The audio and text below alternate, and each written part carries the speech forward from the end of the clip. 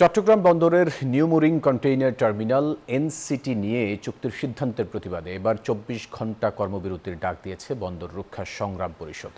গত ৩১ জানুয়ারি থেকে টানা ৩ দিন আংশিক কর্মবিরতি পালনের পর আন্দোলন আরও কঠোর করার সিদ্ধান্ত নেন আন্দোলনকারীরা। এদিকে বন্দর রক্ষা সংগ্রাম পরিষদের ডাকা এই কর্মবিরতির কারণে বিভিন্ন জেটিতে অবস্থানরত জাহাজ থেকে কন্টেইনার ও খোলা পণ্য ওঠানো নামানো সহ সব ধরনের কাজ বন্ধ আছে। বুধবার সকাল ৮টা পর্যন্ত বন্দরের শ্রমিক কর্মচারীদের এই কর্মবিরতি চলার কথা রয়েছে। একদিকে এই সংকটের সমাধান না হলে Bashundhara public school and college ২০২৬ শিক্ষাবর্ষে ভর্তি চলছে। আন্তর্জাতিক নৌবাণিজ্যে দেশের ভাবমূর্তি ক্ষুণ্ণ হওয়ার পাশাপাশি বড় ধরনের অর্থনৈতিক বিপর্যয়ের আশঙ্কা করছেন ব্যবসায়ীরা।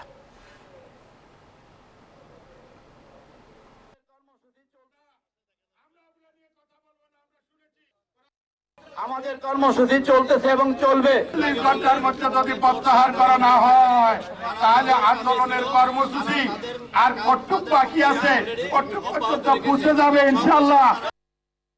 দর্শক, চট্টগ্রাম বন্দরে খবরাখবর জানাতে আমাদের সাথে যুক্ত হচ্ছেন সহকর্মী আকরাম হোসেন।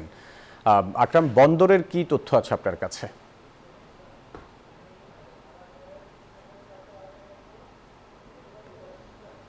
দর্শক, আমরা একটু অপেক্ষা করব, আমাদের সহকর্মী যুক্ত হচ্ছেন আমাদের সাথে কিছুক্ষণের মধ্যেই।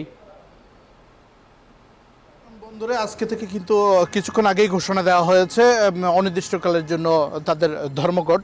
বন্দর শ্রমিক কর্মচারীরা কিন্তু এই ধর্মঘটের ডাক দিয়েছেন।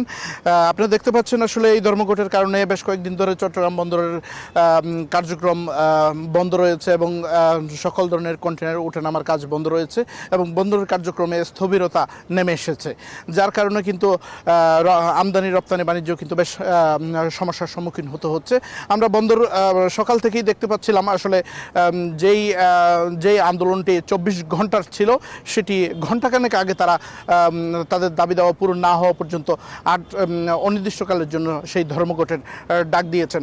আসলে এই বিষয়গুলো নিয়ে ঊর্ধ্বতন কর্তৃপক্ষের সাথে আন্দোলনকারীদের আলোচনা চলছে। আলোচনার পর একটা সুস্থ সমাধান আসবে বলে সংশ্লিষ্টরা মনে করছেন।